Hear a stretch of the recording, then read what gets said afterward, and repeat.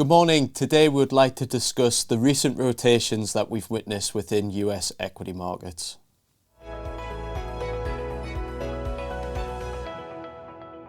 So in today's video, we'd like to focus upon the market data first before then moving on to economic data and upcoming economic data. So what we want to really focus upon is the rotation that we've witnessed within US equities this week. So as we've highlighted in these videos previously, we know names linked to the AI theme as well as semiconductor names have outperformed the rest of the market this year. And what we're just starting to see is that rotation away from those names into the rest of the market. Now, why might that be? Well, we know that those names related to AI and semiconductors are trading at price to earning multiples that are much higher than the rest of the market. And really all that means is that those stocks are more expensive than what we're seeing in other areas of the market. And the reason that is because markets are expecting that those names related to AI and semiconductors can deliver stronger earnings growth over the rest of the year. So we're really just starting to see at the margin some market participants take profits on those names that have done well and rotate into other areas of the market.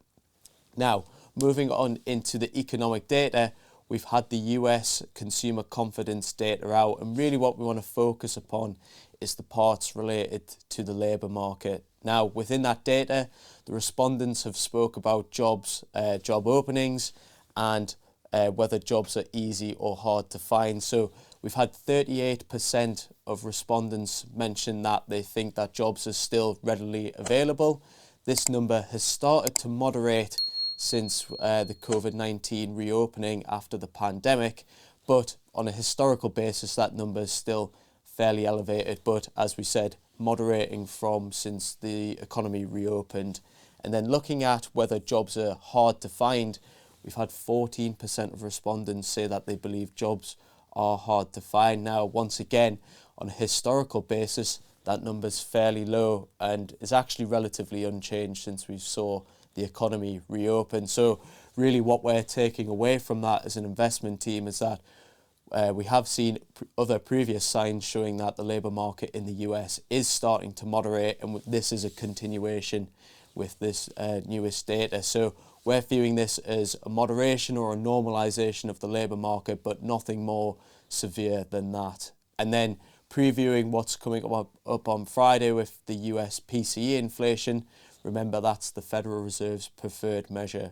What the markets are expecting to see is that both headline and core PCE come down to 2.6%. And if we cast our minds back to the last Federal Reserve meeting, we know that the Governor, Jerome Powell, mentioned that 2.6% PCE would be supportive and show that inflation in the US is moving in the right direction. And if we pair that with what we've seen with the labour market data where it's starting to soften slightly, that's what's allowed US bond yields to fall. So looking at what markets are expecting at the moment, we're just expecting just short of 2 interest rate cuts come the end of the year.